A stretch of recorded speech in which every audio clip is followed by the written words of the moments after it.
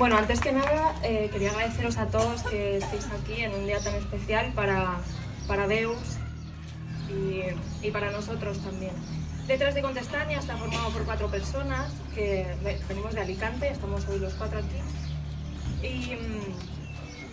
Y llevamos haciendo 2 años un ciclo de recitales en el que convocamos a 3 poetas. Se hace con una periodicidad de 15 días, los sábados por la mañana. Y este es el 12º vagón de la que llamamos Vía 2, que era la segunda temporada, que será el último de este curso, Vicente. Y nos alegra mucho poder hacerlo aquí porque pensábamos que a lo mejor algún día se podía sacar de Alicante el ciclo y yo creo que no había mejor forma de hacerlo que participando en este homenaje, ¿no? Entonces estamos muy contentos de poder estar aquí y de contar con 3 poetas que se han querido unir a este homenaje que se hace a Manolo. Os los presenta mi compañero, ¿vale? Y damos paso sin más de los poetas. Buenos días. Bueno, veo caras conocidas, veo incluso caras de participantes en anteriores vagones de estos poetas en cercanías, pero como veo muchas caras nuevas, voy a explicar en qué consiste habitualmente el formato de este ciclo. Poetas en cercanías se caracteriza por reunir a 3 voces, a 3 poetas, y habitualmente este año la característica era que venía un poeta de Alicante, de la provincia de Alicante, otro de Murcia, de Albacete o de Valencia. En esta ocasión, para cerrar el ciclo, hemos pensado que voces cercanas sería lo mejor para estas cercanías, para estos poetas en cercanías. Contamos con 3 poetas. En el papel de anfitrión, que es un rol que se ha encontrado por sorpresa cuando ha llegado, va a actuar José Luis Ferris, que nos hace mucha ilusión porque habitualmente se prodiga poco en este tipo de actos y tenemos especial ilusión por escucharle. Y van a estar con él María Ángeles Campello, Angie, que viene desde Elche, y Nacho Vidal Guardiola desde Monóvar. Y sin más, os dejo con ellos. Muchas gracias.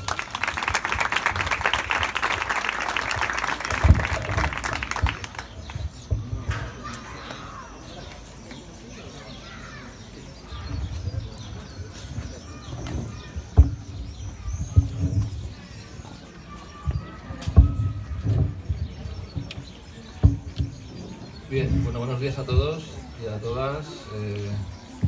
Aunque ejerce de anfitrión José Luis, voy a empezar yo. Vamos a hacerlo como lineal, ¿no? Bueno, en primer lugar, antes de empezar a leer, yo quiero dar las gracias a Letras de Contestania por contar conmigo para este cercanías especial. Si no se nos cae el micro.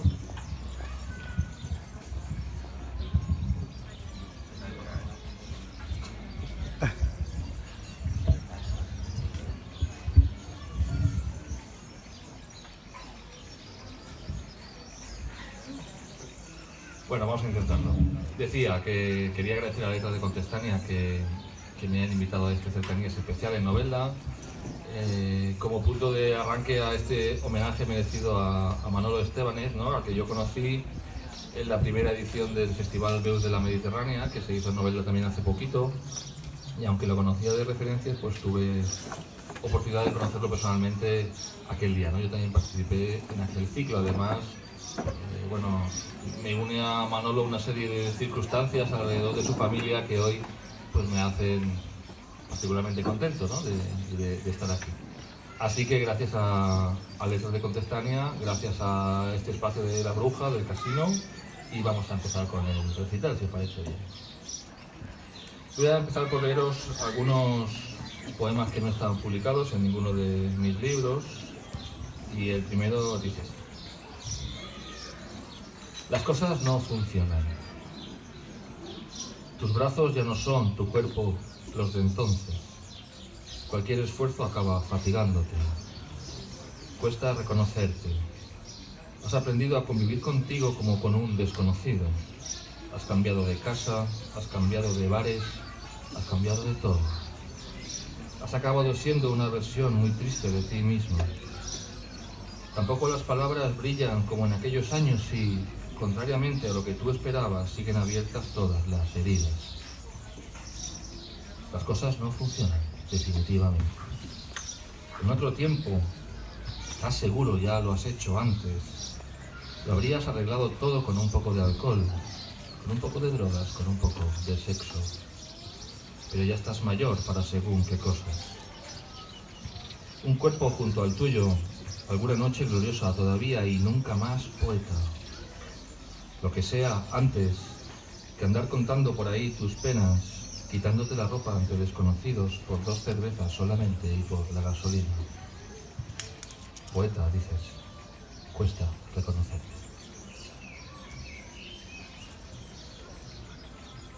El siguiente dice así. Ignora las heridas, haz como que no te duele. Piensa en aquel pasaje de los lirios que te enseñó Mateo y escribe todo lo que puedas como si aún creyeras en la poesía.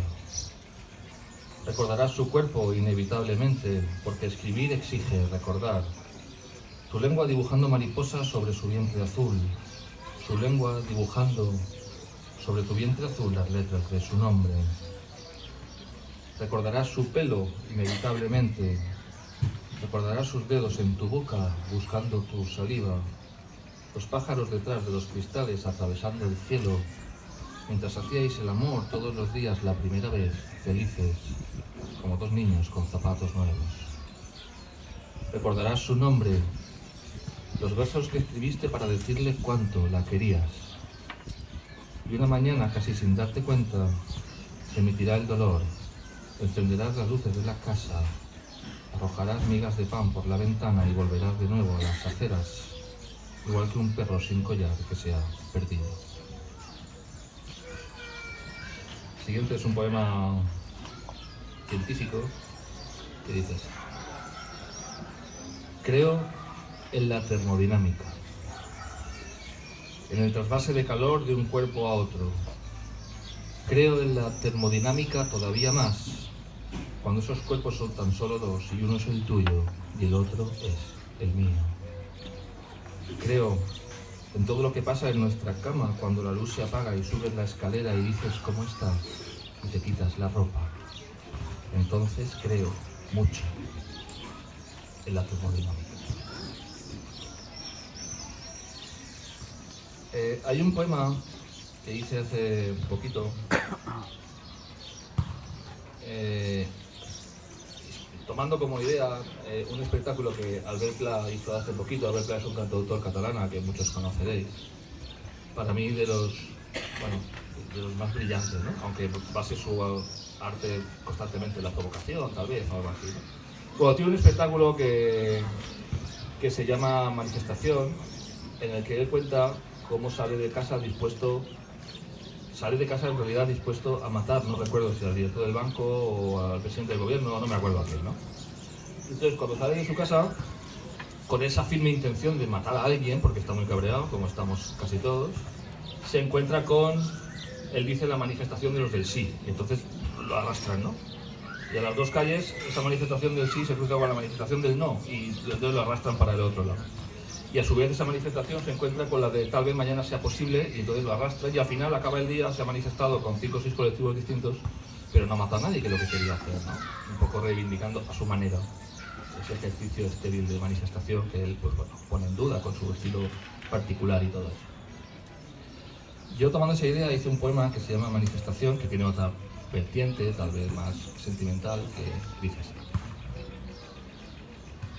Citarnos para hacer el amor mientras la gente pasa por abajo, manifestándose, diciendo sí, se puede, no pasarán, y cosas sobre aquello de si morir de pie o vivir siempre de rodillas, armados con pancartas y silbatos. Citarnos siguiendo los horarios que propongan las organizaciones convocantes, atentos a los itinerarios por lo de los hoteles. Dejar abierta la ventana mientras la multitud avanza lanzando sus consignas. Poner un cuerpo sobre el otro y luego dentro y luego más dentro todavía. Aproximar entonces mi boca hasta su oído y susurrar despacio, sí se puede. No pasará, amor, mientras de mí detenga. Esa es nuestra forma de cambiar el mundo. Y voy a cerrar este bloque, porque vamos a ir haciendo así como rondas, ¿no? Esta ronda, con un poema que dice así. No pasa un día sin que piense en Helena y en aquel caballo. Todos aquellos hombres apretando sus cuerpos en silencio, los músculos tensándose. Esparta entera pendiente solamente de sus labios. Renunciaría todo por sentirlo, aunque fuera un segundo. Solo un segundo de un amor así. Con eso sería suficiente.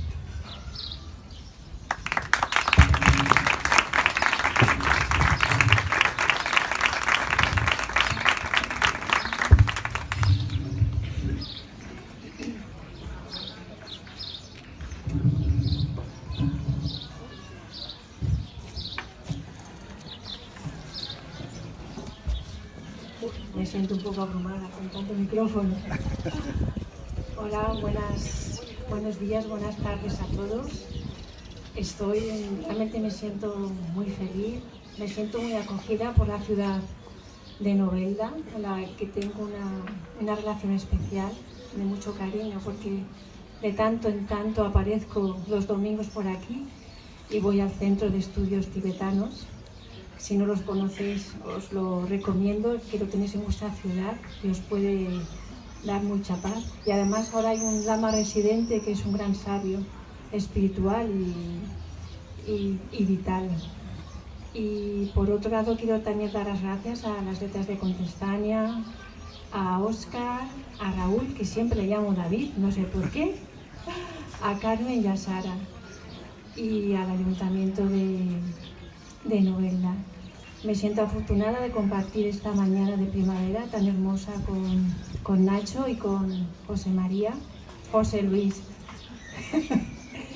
y nada, pues, y también estoy feliz de hacer mi pequeño homenaje a Manolo Estebanes, con el que también coincidí el año pasado en las Voces de la Mediterránea, en las Voces de la Mediterránea. Fue un encuentro corto pero profundo. Compartimos una mesa redonda con él, la Asociación Frutos del Tiempo, a la que pertenezco desde hace muchos años, y es de esas personas que deja una impronta muy especial y que yo lo que tengo de él es un recuerdo aterciopelado de su persona y su presencia. También tuve la oportunidad de charlar con su mujer y su hija, también personas muy especiales. Y les doy las gracias por invitarme también a participar y ser partícipe de este homenaje. Yo soy una poeta que realmente tardía, se puede decir. Mi relación con la poesía a nivel de lectora ha sido casi de la infancia, pero a la hora de escribir encontré ya tarde el medio y la expresión, sentirme que la poesía era mi medio de expresión, de comunicación con el mundo. Os voy a leer ahora unos poemas de un libro que se publicó en el año 2010 y que se llama Malasia en el corazón. Este libro es realmente donde yo tuve la fuerza y la libertad para mostrar mi poesía o las palabras, los versos que intento escribir, porque a mí cuando me dicen poeta me siento un poco aún que no sé si están hablando de mí, me suena un poco grande para mí. Y este libro de Malasia es consecuencia de un viaje que hice a este país a hacer unas prácticas de Qigong, que es una terapia de la medicina china que me ayudó mucho en un momento crítico de mi vida, y allí se abrieron las puertas de mi alma, de mi mente, de mi corazón. Y Malasia es un país donde es musulmán, pero convive también el budismo y el hinduismo, y además de forma muy armoniosa, no hay enfrentamiento entre ellos. Os voy a leer unos poemas que tienen que ver con la zona budista, con los templos budistas que visité. Este poema se llama Penang, Templo de la Suprema Felicidad. Este es un templo que hay en una montaña. Está ya en la cúspide de la montaña hay una imagen, una estatua grandiosa de Kuan Yin, que para el budismo chino es la manifestación de la energía femenina, del bodhisattva, de la compasión y el amor universal. Y el poema dice así: la colina se alza brumosa ante la vista. Emprendo su ascensión ilusionada. Una tímida lluvia tropical salpica nuestras ropas. Alejada del grupo, recorro meditativa cada rincón del templo a ella advocado. Comparto rezos y cantos. Ofrendo velas e inciensos. Sigo el peregrinaje, guiada por no sé qué fuerza sutil y determinante. Los pulmones no reconocen esfuerzo y como etéreas alas me conducen a su presencia. Alzo los ojos y descubro su imagen ingrávida en lo alto.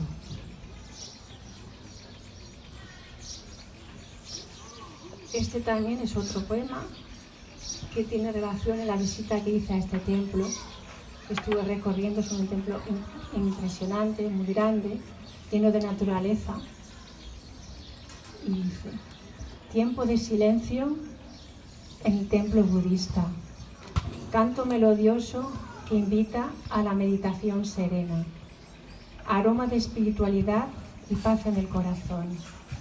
He vuelto a casa.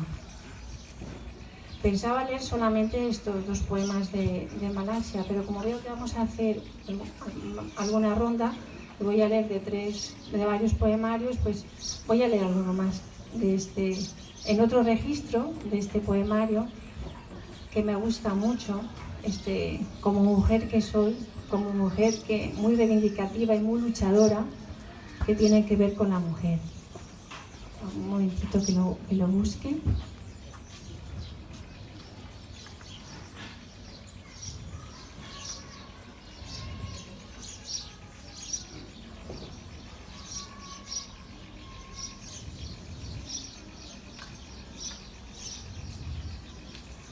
Este capítulo del libro se llama Yin y está dedicado a la mujer.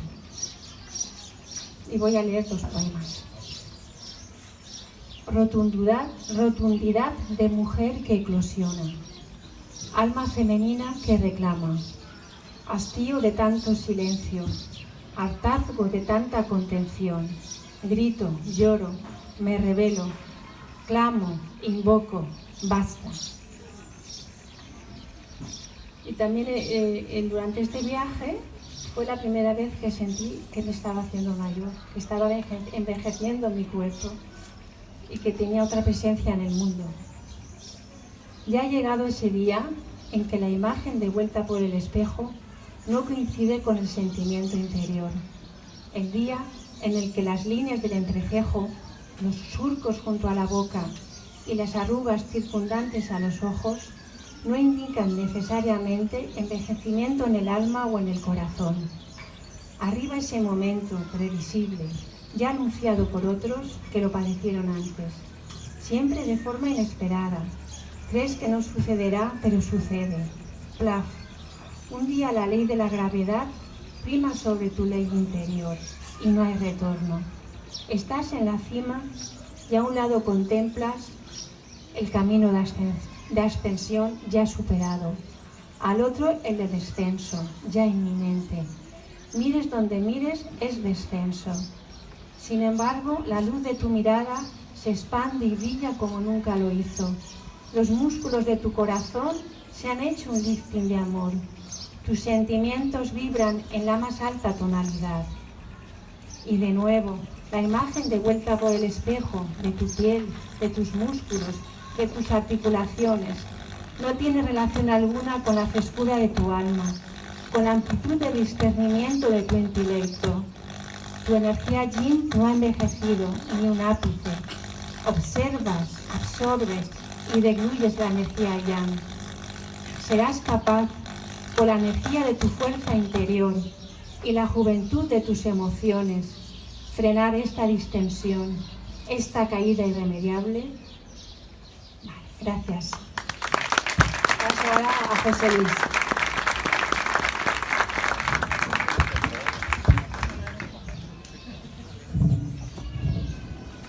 Bueno, en primer lugar, muchísimas gracias por esta invitación matinal, un sábado precioso de junio en el que ustedes se podían haber dedicado a otra cosa, a pasear o irse a la playa, y sin embargo están aquí para oír poesía, ¿no? Es todo un mérito. Contrariamente a lo que ha hecho hace un momento Nacho Vidal, yo voy a empezar por los orígenes, voy a leer lo más remoto y al final pues lo que he escrito en los últimos años, ¿no? He hecho un trabajo de viaje hacia el pasado y me he ido al año más o menos 1981. Aquella época en que yo era un estudiante de filología y tenía ya mis mitos, mis convicciones, entre ellos pues una lista de autores que me bullían en la cabeza y a los que leía con auténtica devoción, como eran St. John Peirce, como era Ezra Pound, como era Cavafis, como era Eliot, y entre los autores más cercanos, por supuesto Vicente Alexandre, para mí era una referencia plástica, Jaime Gil de Viedma, y más cercanamente autores que me interesaban mucho más, que me gustaban, como el caso de Guillermo Carnero, que era profesor mío entonces en la Universidad de Alicante, antes de marcharme a Salamanca. Y también un autor de una generación como la del 50, en la que acabo de citar a Jaime Gil de Viedma, que era Claudio Rodríguez, que era precisamente la antípoda de Gil de Viedma y sobre todo de los poetas novísimos, que son los que tenía más cerca. Tuve la suerte de conocer por aquel tiempo personalmente a Pere Gil Ferrer, conocía por supuesto a Vicente Molina Foix, a algunos más, y entre ellos, insisto, a Guillermo Carnero, que era mi profesor. Bueno, todo ese mundo se tradujo en unos primeros poemas que llamo siempre el utillaje poético, que se quedó ahí. Y a partir de los años 80, que ya me fui a vivir a Salamanca y ya los veranos los pasaba en Francia, en París, donde me buscaban un trabajo, y yo me dedicaba a pasearme la ciudad de arriba abajo hasta que cerraban el último metro. Eso es el mes de julio y agosto. En todo ese tiempo fue naciendo un libro que con el tiempo aparecería con el título de Piélago, cuyo título original era Liturgia del Deseo, pero da la casualidad de que la editorial que lo publicó, Hiperión, en aquel tiempo, acababa de editar un libro de Luis Eduardo Aute que se llamaba Liturgia del Desorden, y entonces el editor me pidió encarecidamente que cambiara el título. Me costó muchísimo más que escribir el libro, y después de un tiempo pues le puse Piélago, porque me parecía que resumía esa imagen de la parte más pura del mar, la que está más alejada de la costa, y surgió este libro que tiene una parte que se llama Liturgia del Deseo, efectivamente. ¿Qué descubrí yo en ese tiempo? Que acudía a recitales de todo tipo, casi sin hacer ningún tipo de distingo, ¿no? Me di cuenta de que no me interesaba para nada la poesía que emocionaba desde el punto de vista lacrimógeno y humano. Es decir, había muchísimos poetas de segundo orden que recitaban en aquella época y que la gente lloraba a lágrima viva cuando oía determinados versos, ¿no? A mí me di cuenta que no me interesaba nada la poesía para emocionar con historias. A mí me interesaba la poesía que emocionara desde el punto de vista estético. La emoción estética. La emoción que se produce cuando juntas un adjetivo con un sustantivo con el que nunca en la vida se juntó y que tú por primera vez haces esa experiencia. La chispa que surge cuando efectivamente hay una imagen literaria o cuando haces un guiño a autores. Como Claudio Rodríguez fue mi padre en todos los sentidos, menos en el físico, menos en el genético, hay un poema que le dediqué en este libro, en Piélago, el primer libro que escribí, que parte de unos versos suyos que dicen: como una guerra sin héroes, como una paz sin alianzas, ha pasado la noche. Y la imagen se refiere a un hecho concreto. Yo vivía en Salamanca por aquella época y desperté una mañana, completamente la mañana de un domingo, al lado de una mujer espléndida, y cuando empezó a amanecer, a través de la persiana medio caída, y medio, estas persianas como la que todos tenemos, cuyos agujeros entra la luz, entra la luz como si fueran lanzas que caían sobre la cama en aquel momento, y era una imagen exacta. Claudio Rodríguez, la imagen del amor y la cama lanceada por la luz de la mañana.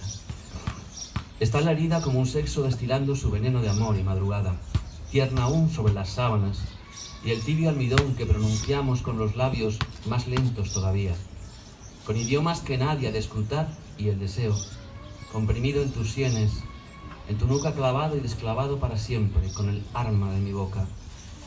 Reciente está la herida tras un torpe rodar de sombra en sombra, hasta escupir la noche y sus ramajes. Reciente el puro sueño y tus rodillas de plumajes ambiguos, de satenes y ondas repetidas. Y ya es el día. Ya lancean de hilas nuestro cuarto, y desfilan sintagmas con perfil de aurora entre silencios. Contémplate. Podría disertar acerca de tu pulso, de arrugas diminutas que tú ignoras. Podría decirte que tus ojos me recuerdan el crujido perpetuo de la lluvia, ahora, que esta herida me pulsa la palabra y la cuelga en tus oídos, ahora que los sueños, como ingrávidos fantasmas, atraviesan las puertas y nos huyen, ahora que tu ropa, a lo lejos, en la rubia claridad, sabe a plumas olvidadas. En uno de esos veranos en París, me metí en un cementerio, el de Montparnasse. Los cementerios de París son recomendables al 100%, más que un paseo a lo mejor por los Campos Elíseos. Y sin saber nada de esta historia, ni tener la más mínima referencia, en un momento que me giré me encontré con una tumba, una lápida, y exactamente en forma de cruz, esculpido en la piedra, un perro crucificado. Un perro crucificado, y bajo ponía: aquí yace Baudelaire. Era la tumba de Baudelaire, y no tuve más remedio que escribir un poema que luego ya le di forma en la habitación de la guardia donde yo vivía. Baudelaire ha muerto. Habrá que avisar a algunas flores, las del mal sobre todo, y a esas criaturas terribles que picotean el cráneo de los niños, autillos, espectros vitalicios, quimeras. Hasta hoy, una tarda llovizna de láudano roía el vértigo de los últimos hospitales, y las últimas mujeres condenadas se frotaban en las últimas esquinas de las últimas arterias del arrabal que destilan la ebriedad del crepúsculo último. Ignoro en qué arista se halla el ángel de los crímenes lentos, pábulo de Satán. Ignoro la náusea y el chacal que ha desgarrado el sueño súcubo del poeta. Así, predispuesto a la espuma y al desprecio afilado de las grullas, sorbo el licor nocturno y miro la piedra, labrada para la ausencia y para el mirto.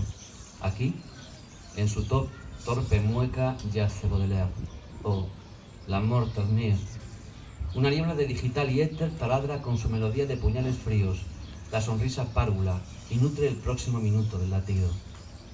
No os hablaré más de las ruinas que ocultan el sexo maldito, de esa luna velada por el opio, ni de la quinina que anega el rubor de las flores. No os hablaré de Jeanne Duval, la amante hemipléjica, de la bestia o de la diosa. No pronunciaré ya el fruto calcinado. Diré solo Crenon y pensaré que hay niños que ignoran por qué ventana entra la muerte, que después del laurel solo queda la muerte. ¿Es esa nuestra herencia? De este modo abdico y contradigo el trazo escrito por la gélida guadaña. Niego el silencio atribuido al poeta, atenazado por la afasia o condenado al ciprés funeral. Porque el arte nos libra de sus feroces garras, porque el poema tiembla como un órgano expuesto a la incertidumbre. Y para terminar la historia de este libro, hay un homenaje que también hago a Garcilaso. Era un poeta que me interesaba mucho por todo lo que había, por toda su absorción del petrarquismo, por cómo lo reinventa. Y aparecen muchas imágenes, desde las imágenes platónicas del auriga, que simboliza la razón contra el deseo, o sobre el deseo, que son los caballos de esa cuadriga que tiran de él. Por otra parte aparece la imagen de la de toda la mitología, de esas parcas que con la mirada te podían convertir en piedra, y sobre todo la imagen del deseo en un poeta como Garcilaso. Canción cuarta. Sabrá el mundo la causa por que muero, Garcilaso. En las crines más ávidas encalla tu memoria, yegua loca, brida, desdichada, con lechos de muerte, con abismos de muerte y vértigo agudo. Oh poeta, auriga vulnerado por los potros del ébano, condenado príncipe del día, arrastrado en tu gloria hasta el deseo y su espuma besánica. Tu memoria vaga sobre el piélago, peregrino de amor, y en cuidados jardines cortesanos con otoños y arboledas, solo un cadáver de lejana mujer evoca tu hermosura.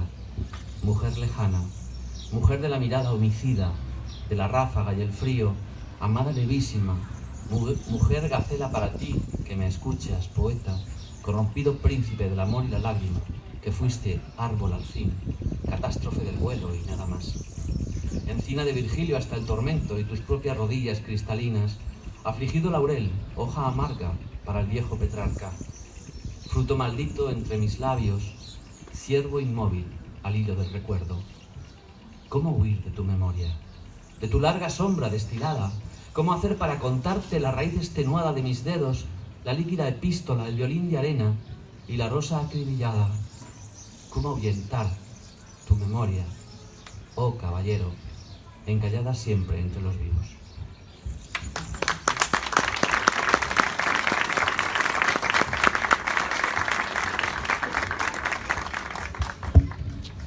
Bueno, vamos a cambiar un poco de tercio porque se ve una cosa muy seria, ¿no? Bien, tengo un poema muy cortito que pretende ser enérgico e irreverente y que tal vez viene bien para un día como hoy, que dice así: tengo derecho a un día como este, a una luz así, quiero mi parte de la pólvora y nada más. Y este dice así. Bueno, este poema es porque yo me vi, el que voy a leer ahora, me vi en una baraja, ¿sabéis? Esas barajas que había cuando éramos pequeños, por lo menos cuando era pequeño yo. Había barajas de futbolistas, de locomotoras, de portaaviones, de coches, de camiones, ¿no? Y yo me imaginé una baraja de poetas, ¿no? José Luis Ferris, 5 libros publicados, tal, Adonai, esto, lo otro, el otro, estaría bien, ¿no? Sería una baraja así, ¿no? Entonces yo me vi en esa baraja y bueno, un poco en clave de ironía también hice este poema que dice así. Rincón, Real Betis, 24 partidos, 1,67, 29 años. López Ufarte, Real Sociedad, 34 partidos, 1,70, 28 años. Julio Salinas, Athletic de Bilbao, 27 partidos, 1,79, 23 años. Gordillo, Real Madrid, 22 partidos, 1,78, 29 años. Ases del fútbol, todavía conservo la baraja. Aún me acuerdo, veía hombres cuando los miraba. Pardeza, Butragueño, Martín Vázquez, Señor Tubizarreta, Mágico, González. Ahora solamente veo niños y ni me sé los nombres. Pero no es culpa suya, no, son ellos. Somos el tiempo y yo, mi edad escrita en la baraja de mi infancia, los números tenaces. Ases del fútbol, Nacho Vidal, casi ningún partido. 1,77 habitualmente lesionado, idiota, solo, fuera de juego, permanentemente.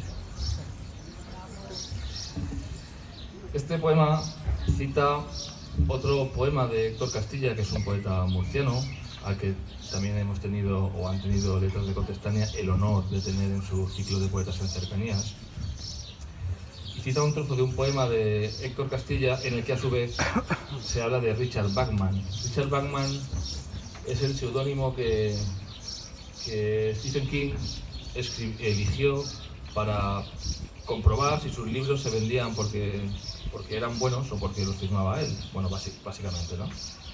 Entonces se inventó un nombre que era Richard Bachman, puso en la solapa la foto de su contable, como si fuera Richard Bachman, y cuando había escrito 2 o 3 libros con ese seudónimo, volvió a firmarlos como Stephen King porque no vendía los mismos que de la otra manera, ¿no? Entonces, Héctor Castilla lo cita en su poema Y yo cojo el guante y escribo un poema que dice así. He descubierto, escribe Héctor Castilla, que como escribía Richard Bachman, las chicas buenas siempre llevan braguitas blancas. Pero Castilla es un soñador y Richard Bachman ni siquiera existe. Así que no lo creas, hazme caso. Las chicas buenas nunca llevan bragas. Y ahora voy a leeros dos poemas de este libro que se llama La niña que jugaba a la pelota con los dinosaurios. El primero se llama Sinestesia. La sinestesia, sabéis, es esa confusión entre los sentidos, ¿no? Es decir, escuchar con los ojos o ver con los oídos o algo así, ¿no? Que hizo famosa Kandinsky cuando decía que escuchaba el sonido amarillo, ¿no? Es decir, como si pintara de oído, ¿no? Digámoslo así. Entonces se llama Sinestesia y dice así. Últimamente comes por los ojos. Lo sé por esa forma en que me miras. Respecto al órgano con el que piensas, últimamente también estoy de acuerdo. Así, con esa sinestesia, es como más me gustas. Y este poema está dedicado en el libro a Joaquín Juan, que está sentado allí, y es un poema que siempre que hay ocasión me gusta leer porque este poema sí me gusta mucho, ¿no? Además de rendir un homenaje a una de las películas que muchos tenemos en la memoria como, no sé, una película determinante de nuestra infancia, ¿no? Que es La princesa prometida, de la que ahora se cumplen, no sé si 20 años, ¿cuántos? ¿Más? ¿30? Bueno, muchos, ¿vale? Ahora tenemos a la princesa en House of Cards ahí maquinando para derrocar al presidente de los Estados Unidos, pero hace 30 años era una princesa rubia y guapa, ¿no? Una peli muy chula. Y dice así. Algunos, yo que sé, habrán soñado ser los que dijeron I have a dream. He soñado que un día todos los hombres seremos iguales.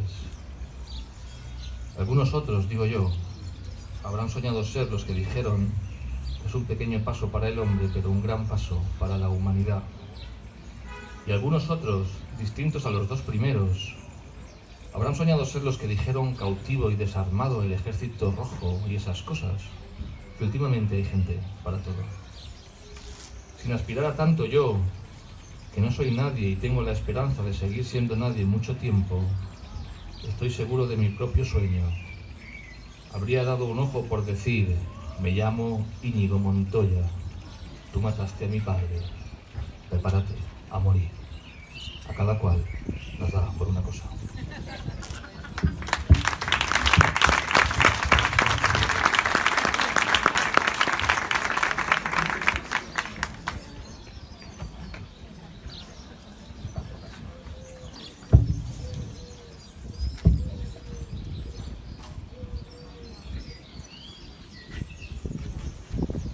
Bien, pues me encantan los poemas de Nacho.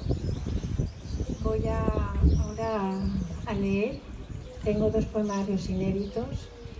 Uno de ellos se llama Proporción en Armonía y este poemario está inspirado en la proporción áurea, en la divina proporción. Hace unos años hice un curso de cantos armónicos y en ese curso volvió a mí el concepto y la definición de la proporción áurea y la divina proporción. Y esa imagen inspiró este poemario, en el que hay dos partes diferenciadas. Una se llama contemplaciones y otra se llama prácticas. Y ahora voy a leer unos poemas de contemplaciones. La divina proporción se manifiesta en todo su esplendor. El gozo invade el alma. Ha escuchado mi llamada silenciosa. El infinito en la palma de la mano. Paseo meditativo. Caracoles en proporción áurea. Retorno en espiral a la fuente. Olor a petunias. Geometría perfecta entre los setos.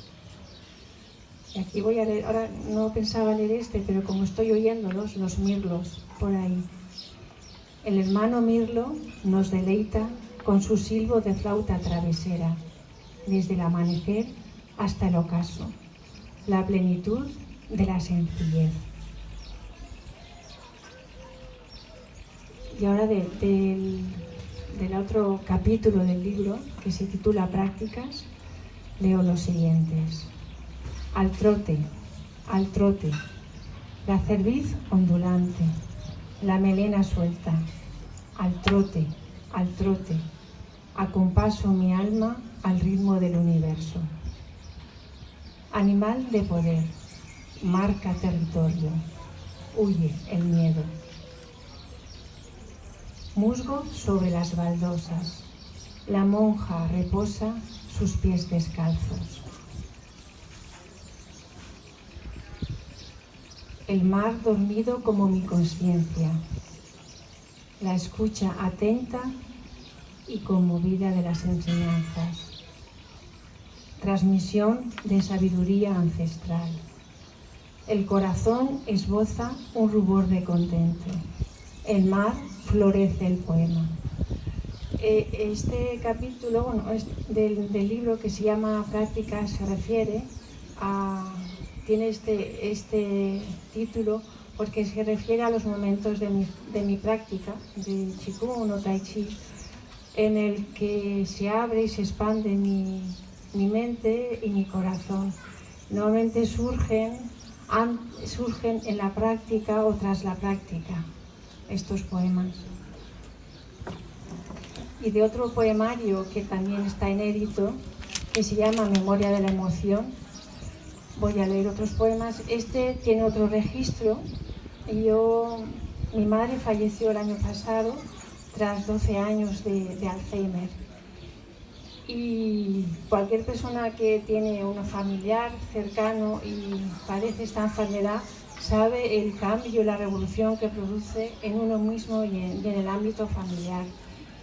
Y entonces este poemario tiene relación con ese proceso, con esos años y con la memoria de la emoción, que yo quería, pensando en cómo los recuerdos o la emoción puede desaparecer de un ser, puede cambiar tanto, ¿no? Y dejar de tener ese yo, ese ego y convertirse en algo realmente que se funde con lo que le rodea, como son los enfermos de Alzheimer.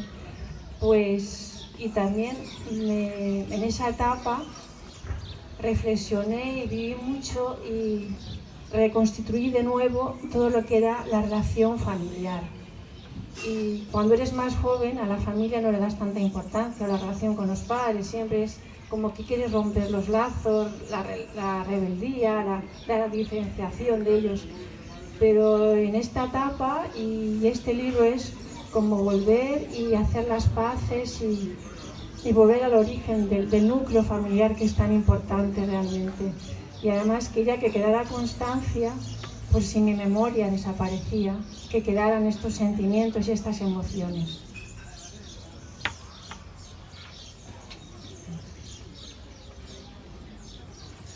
El puente. Mi puente no destaca por su arquitectura, no cruza grandes ríos, por él no pasearon famosos enamorados, ni fotografiado es por sus hermosos atardeceres. Mi puente es simple, casi feo, pero es fiel guardián de mi memoria sentimental. Fue espectador silencioso de volteretas con pololos al viento. Sujetó hileras de hormigas escolares. Presenciaba primaveras adolescentes impregnadas de golondrinas y poemas. Se estremecía con mañanas frías de campanas tempranas. Mas por encima de todo ello, es portador de la imagen amable, de ternura manifiesta, de dos viejos cogidos de la mano, él con apoyo de muleta, ella con balanceo altisonante. Mi mapa de colores. La niña apenas se atreve a asomarse, escondida tras la muralla protectora de la madre. Agarrada a su mano, Los pequeños pies hacen equilibrios para alcanzar el mostrador. El mozo lanza las piezas de tela que voltean en el aire. Sus ojos no caben de asombro. Otra vez sucede la magia. Madre e hija van dibujando su mapa sensorial con tejidos y colores. Montañas de piqué que recorren ríos de tafetán. Cordilleras en festón con cumbres agazapadas detrás de nubes de blonda. Mares pespunteados de atardeceres fucsia. Los primeros sueños zigzaguean, se elevan hilvanados por cometas, sujetas con punto de cadeneta.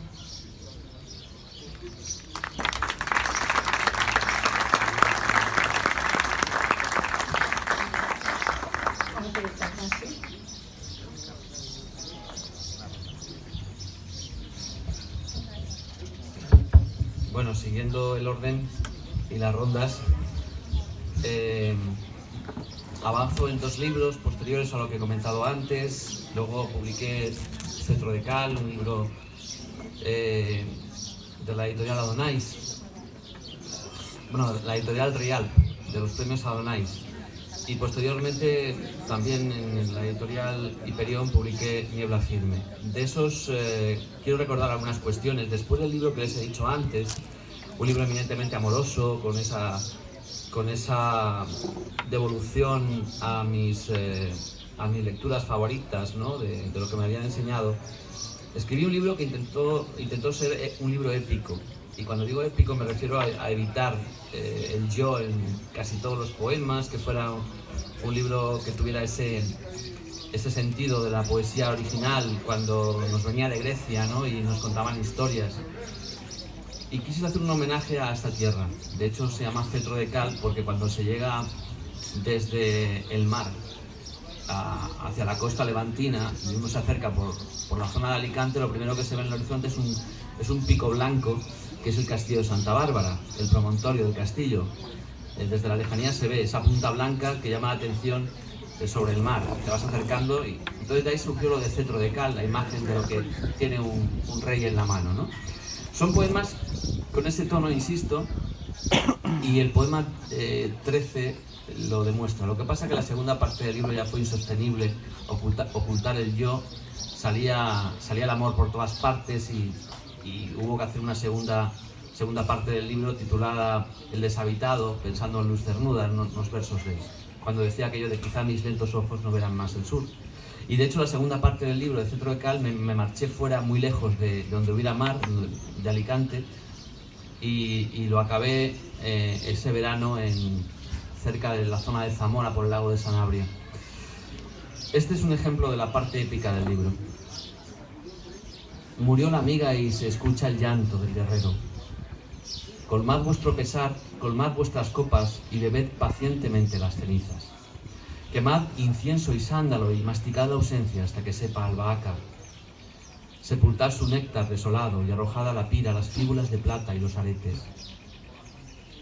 ¿Qué habrá pues en vuestro gesto sino dolor de espiral y túneles tempranos?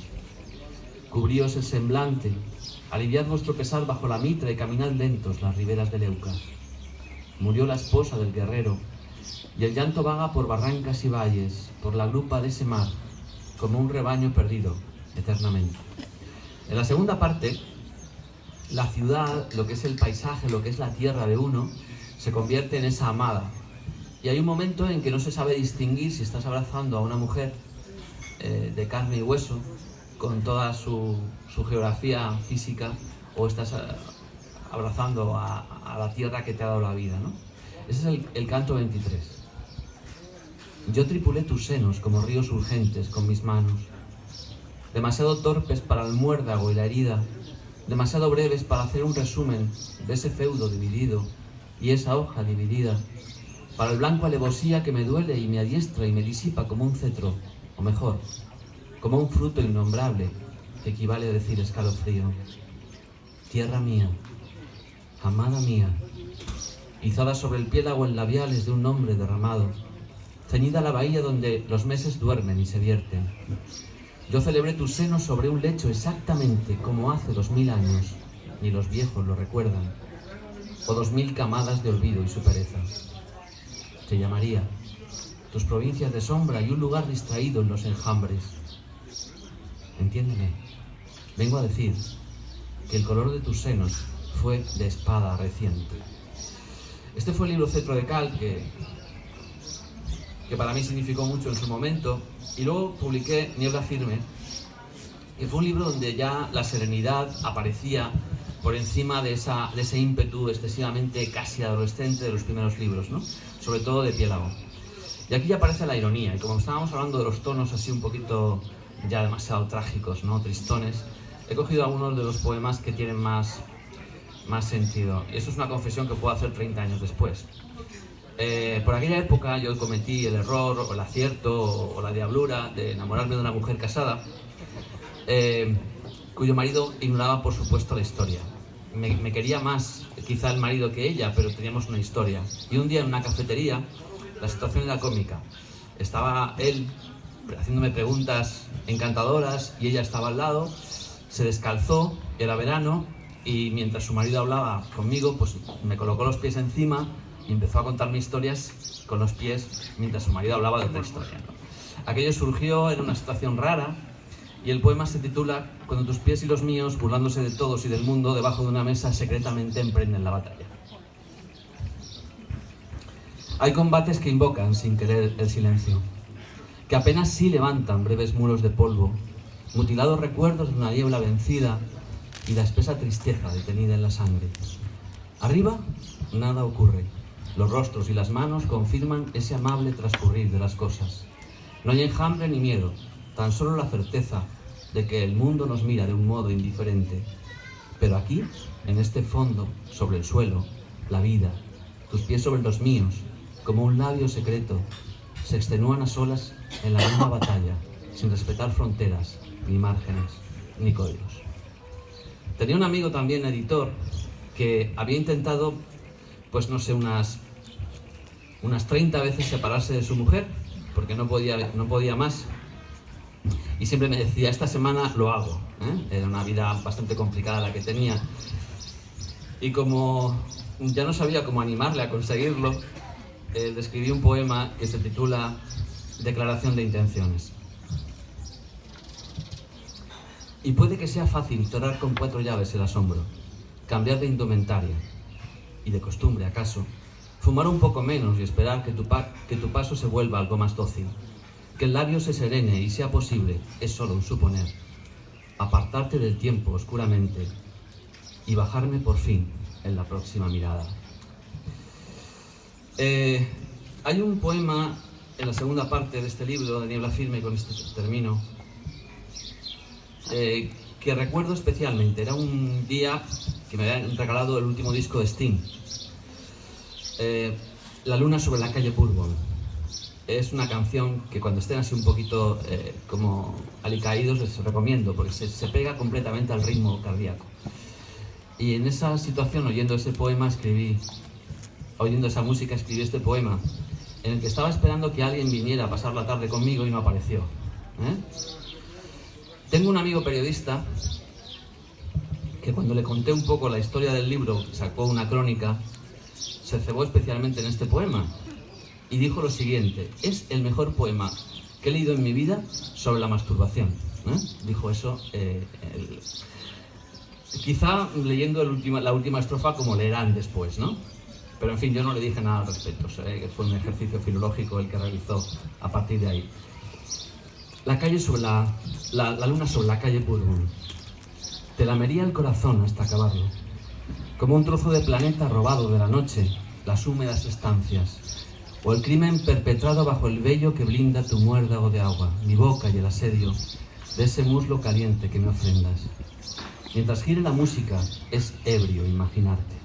Mientras suene esta hora en que nos ata, que amordaza en los dedos la epístola impaciente, mientras fluya la música y el tiempo nos descubra como un ángel profundo sus aceradas alas, mientras quede un minuto provisto de memoria, un beso entre ceniza, echaremos leña a la demencia como entonces. Aquel lejano parque, hace ya muchos años, bajo un farol de frío. Febrero es un intruso que araña las ventanas con sus ramos mojados en el hundoso invierno.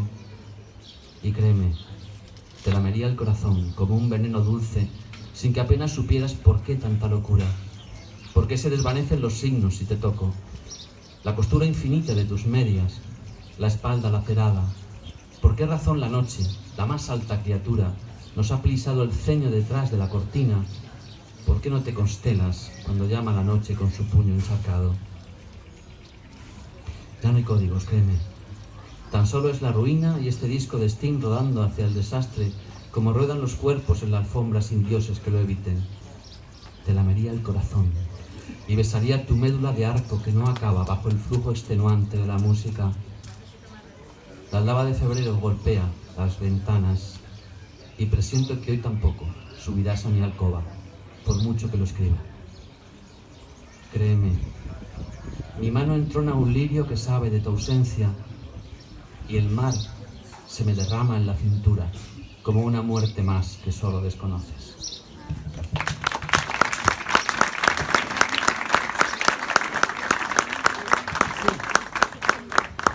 Vamos a correr un poquito la mesa porque el sol está haciendo un daño, o directamente podemos mover el... Ah, está muy claro. Pues vamos a mover un poquito.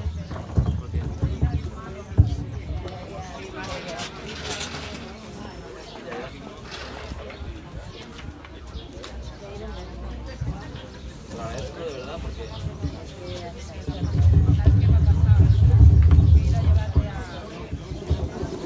Sí, porque...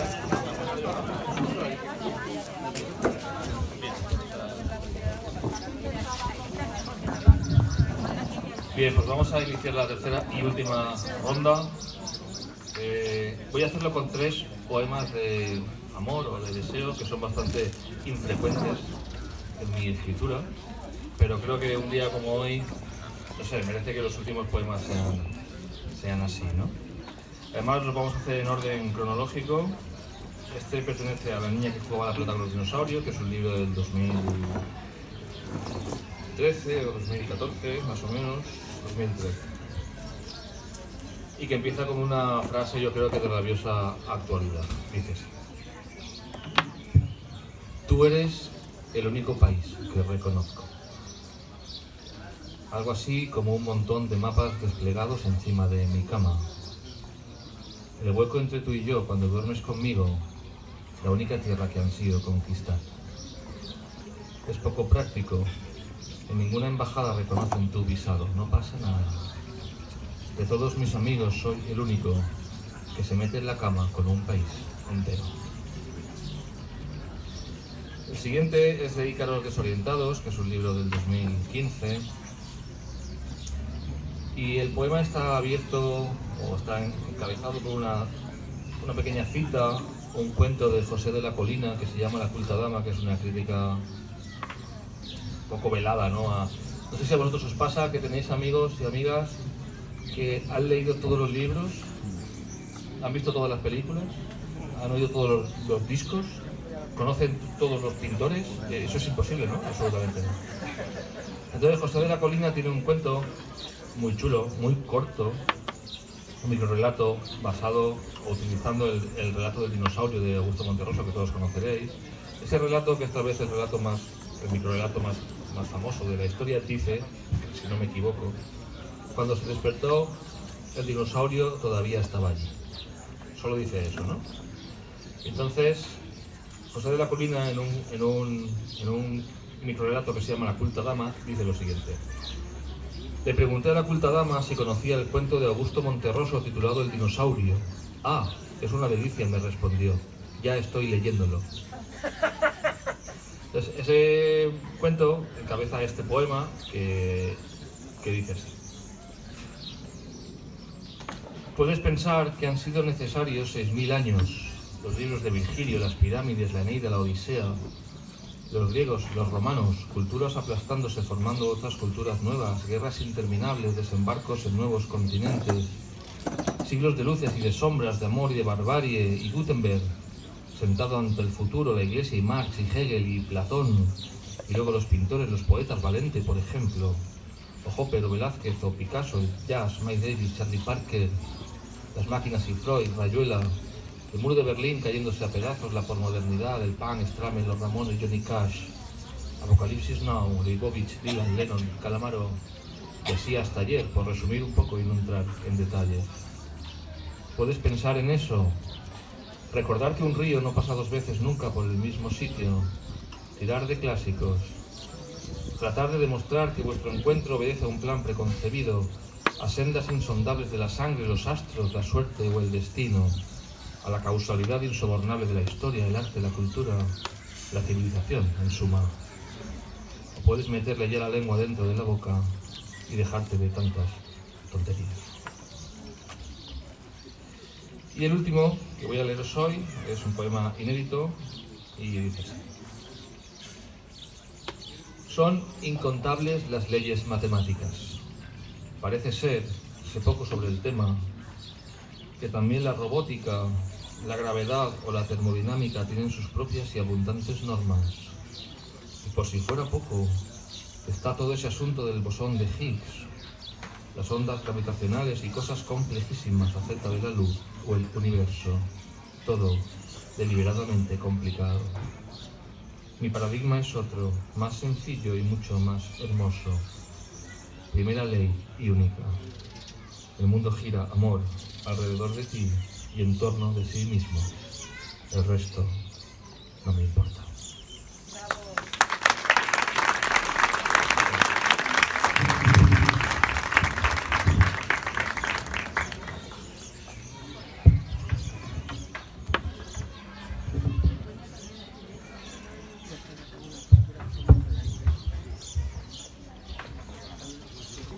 Bien, para terminar, ya creo que esta es la última ronda que hacemos, ¿no?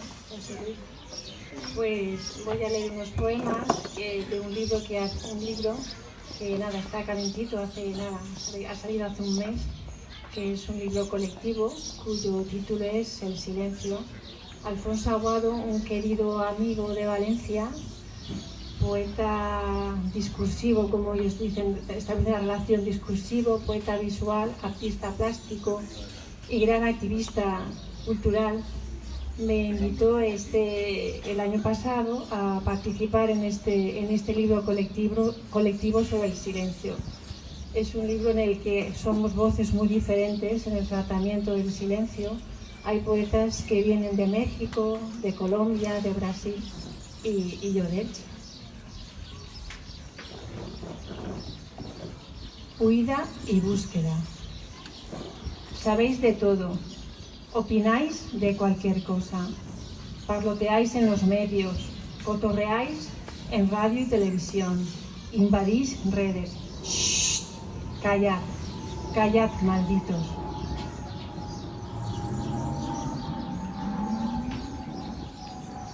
Me persiguen, huyo, no me dejan, me escondo. Cierro puertas y ventanas, apago luces. Entorno los ojos y tapo mis oídos. Cobijo la cabeza. Rompo a llorar. En el corazón, solo el anhelo del silencio secuestrado. Silencios que nutren. Silencio a la llegada de la noche. Los maduros discípulos escuchan con atención plena la charla del joven maestro. De súbito, los pájaros callan. La luz desaparece, transformando el cielo en una bóveda azul añil. El atardecer concluye. La atmósfera se queda en pausa. En el Cabezo solo respiran los pinos. El Cabezo es... tengo unos amigos que viven a las afueras de Caravaca de la Cruz, en un valle, y ellos ven en un cabezo una casa de piedra centenaria. Y este poema está inspirado allí. Silencio en la espera del amanecer. En el silencio fresco de la mañana, la vida se manifiesta en suspensión. La naturaleza inspira para permanecer en apnea durante un instante mágico.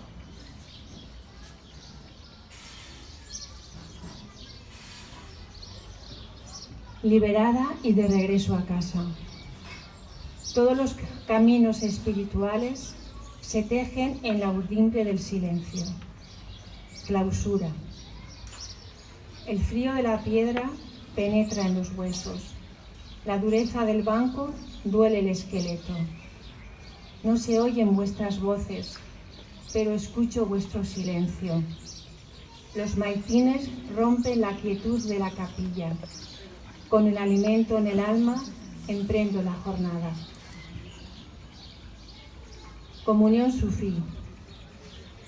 Solo el susurro de unos pies descalzos, danzando en círculos de amor.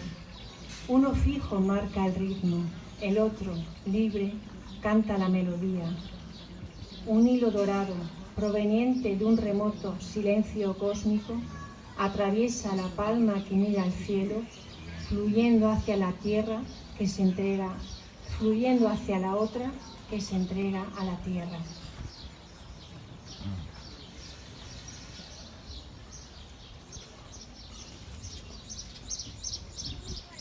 El silencio, arquitecto de espacios de creación. El silencio es tierra fértil para el arte. En la madrugada, el río de las palabras fluye a borbotones. Caen en cascada por las sábanas y bulliciosas nos desvelan. Queremos recuperar el sueño, pero traviesas nos pellizcan. Cedemos a su voluntad y comenzamos a deslizar el lápiz por la hoja.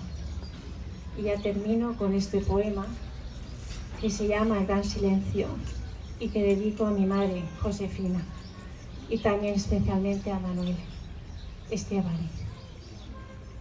El tintineo de las llaves a un familiar abre la puerta.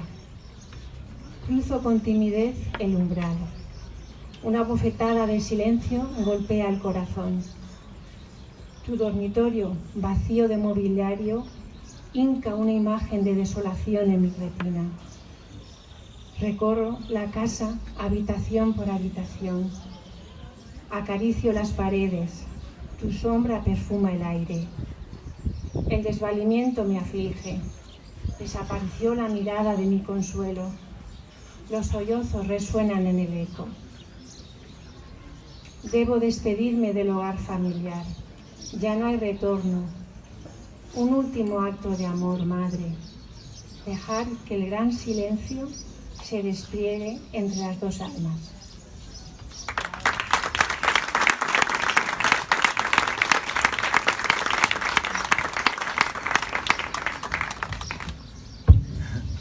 Bueno, estamos ya en la última parte. Desde lo último que les he leído, que ya hace bastantes años que pasó aquello, hasta ahora, no he publicado ningún libro nuevo de poemas, pero eso no significa que no haya escrito bastante poesía en todos estos años, ¿no? ¿Qué me ha pasado? No sé. Yo creo que he tenido miedo a repetirme, a que todo lo que estaba haciendo no era realmente algo que a mí me convenciera, en el sentido de decir, sí, poéticamente está bien, pero ¿qué significa respecto a lo que ya has escrito? ¿Es un paso? ¿No es un paso? Y quizá por eso he llenado carpetas de material que está ahí y que no ha visto la luz, a lo mejor un día puntualmente en alguna revista literaria que haya salido por ahí. Lo que sí que es que en ese tiempo me he dedicado a otros géneros. He publicado biografías, he publicado novelas, me he dedicado a otras cuestiones. Y a pesar de todo, hace cosa de relativamente poco tiempo, pocos años, un día recibí un mensaje, un correo de los que organizan las fiestas. Esto es una anécdota con consecuencias, de un pueblo de La Mancha que ellos consideran que es el alma realmente de La Mancha. Recibo una carta de la concejala de fiestas de Campo de Criptana, en la que decía que me habían nombrado molinero de honor y que por favor no podía renunciar a tal galardón porque se lo daban solamente a personas muy insignes. Yo era el molinero de honor y detrás venían como submolineros de honor, atención, Imanol Arias y Juan Echanove. Y entonces, bueno, pues aquello me empezaron, por favor, le pagamos el hotel, está usted aquí, tiene que subir al escenario en nombre de los demás, decir unas palabras sobre La Mancha y sobre el Quijote. Y me puse en contacto con Imanol Arias para ver si era verdad que ellos les habían llamado también. Me dijeron que sí, que iban a ir y nos juntamos allí. Entonces me hicieron hacer un poco de portavoz de los galardonados. Y como no sabía qué tipo de discurso soltar en aquel momento, hice un texto en prosa poética. Fue una prosa poética. ¿Qué pasó cuando llegué a casa después de aquella experiencia, que fue realmente hermosa? Y pues es que reelaboré aquel texto y lo convertí en un poema. Un poema que voy a leer ahora y que quizás sea un resumen de lo que les he dicho antes, de cómo me importa, por encima de todo, desde el punto de vista poético, la emoción estética. ¿Cómo te puedes emocionar ante una imagen más que ante una historia? Puede pasar. Y yo creo que es el mejor homenaje que podría hacerle yo hoy a Manolo con este poema. Se llama Utopía,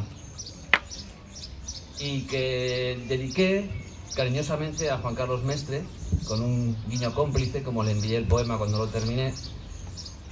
Y a fin de cuentas es el que tienen Imanol Arias y Juan Echanove. De vez en cuando lo leen y me dicen: esta noche he vuelto a leer el poema que nos unió aquel día en Campo de Criptana. Utopía. Dicen que utopía es un reino inventado. Cuando me hablaron de utopía pensé en las cumbres de la verdad, en los paraísos de todo lo perfecto. Los paraísos de todo lo perfecto tienen calles de azúcar y semáforos de colores aún por inventar. Los colores aún por inventar se parecen demasiado a los labios de Dios, a la lengua de Dios, a las pupilas de Dios. Si existieran, serían la misma cosa. Pero los paraísos de todo lo perfecto solo quedan escuelas que enseñan a contar por debajo del cielo. El cielo es una línea que divide el deseo en mitades iguales. Cada mitad tiene forma de beso de doncella y su tibia redondez ni siquiera perturba la siesta de los pájaros. Dicen que utopía es un reino inventado, un lugar encerrado en el centro de un libro, en el laberinto de un libro, en la bodega de un libro. La bodega de un libro huele intensamente a lluvia, a alas de mariposa y a corazón de lámpara. Las lámparas inventan esa luz escogida que nos vuelve melancólicos contra todo pronóstico, ya sea una tarde de domingo con vistas a cualquier constelación, ya se trate de un momento de inconfesada debilidad por las flores que crecen en el estómago de las ballenas. Dicen que Utopía es un reino inventado, la región de Dulcinea y el lugar elegido por los arcoíris para poner un marco oval a los atardeceres. Los atardeceres son cielos fatigados que prenden fuego al horizonte como esos locos que no celebran nunca la boda de los bosques, ni el aniversario de los galeones.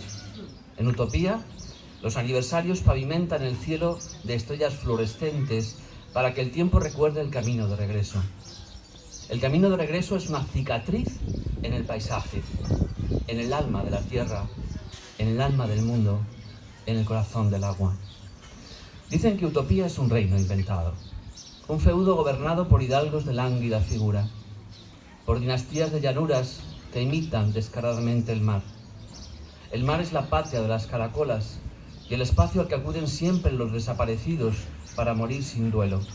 El lugar preferido por los ríos acabados, por los suicidas del amanecer, por los desempleados de las rosas de otoño, por los seres de las últimas aceras, por caballeros que defienden el amor con espadas de niebla y de locura.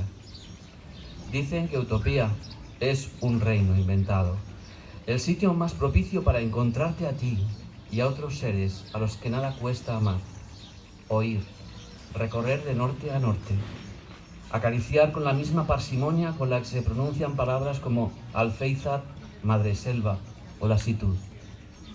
Hablo de los seres que escriben sus iniciales en el tronco de la lealtad, los que se quitan el sombrero delante de los robles, frente al desfile laborioso de las hormigas, ante el lado indiscutiblemente indiscreto de la luna, y me siento agradecido.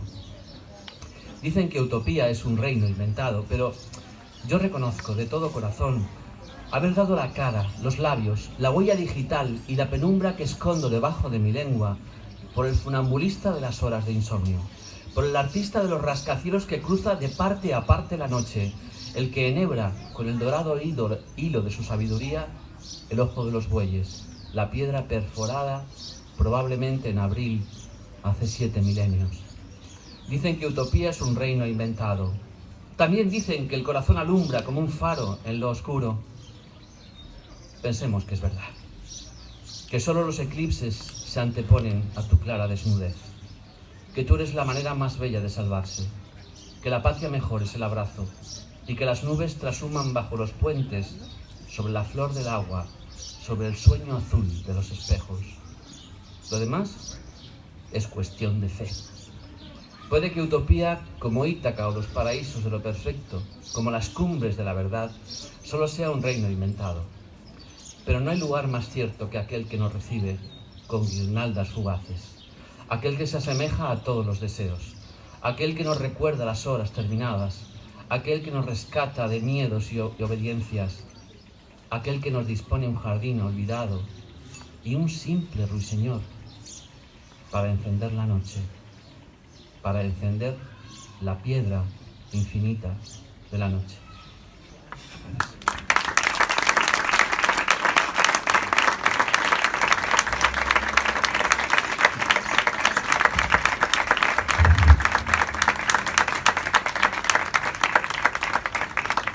Ya está.